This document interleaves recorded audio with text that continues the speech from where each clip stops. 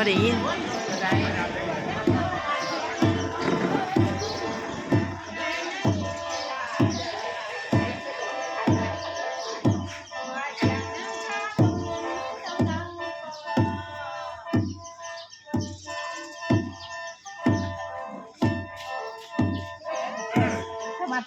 เป็นจังไดเนาะปูนี่เนาะอยากหัวหยังปูฮะพิจารณาดูเป็นได้ในบ้านเมียกินเย็นเด้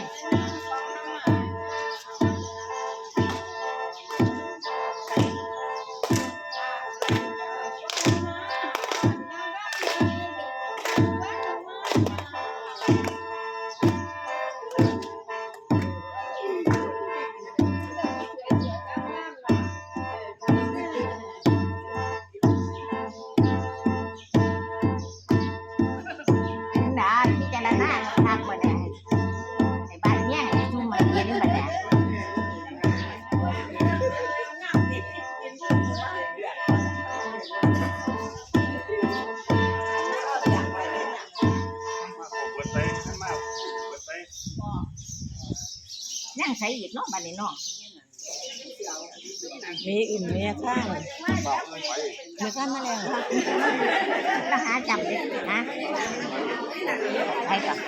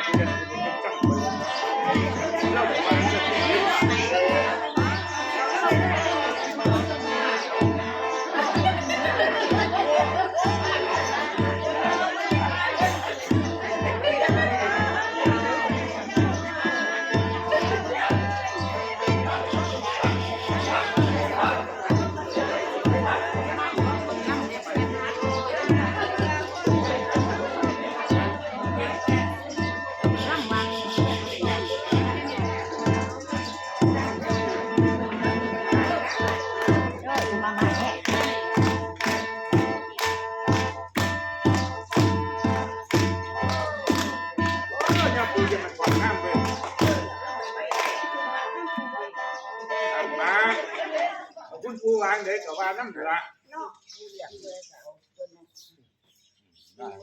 มาให้เรียกมันมาให้เรียกผู้หญิงก็ได้ผู้ชายก็ได้ว่าจะเจ้าคุณปูมัก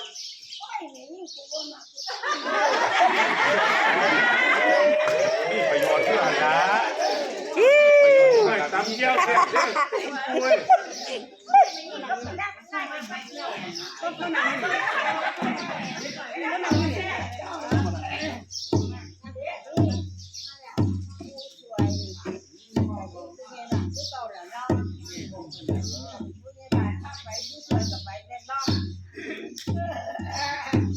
ผมคว้างหรอกมันผมคว้างหรอกเพื่อนเลย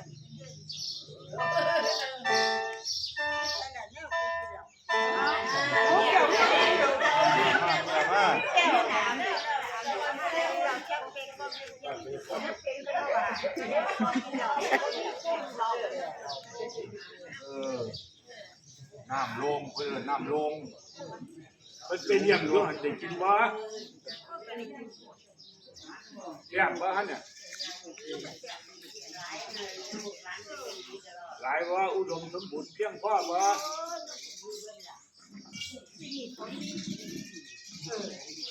วันนี้จะไปขึ้นไหนน้ำบ่เขา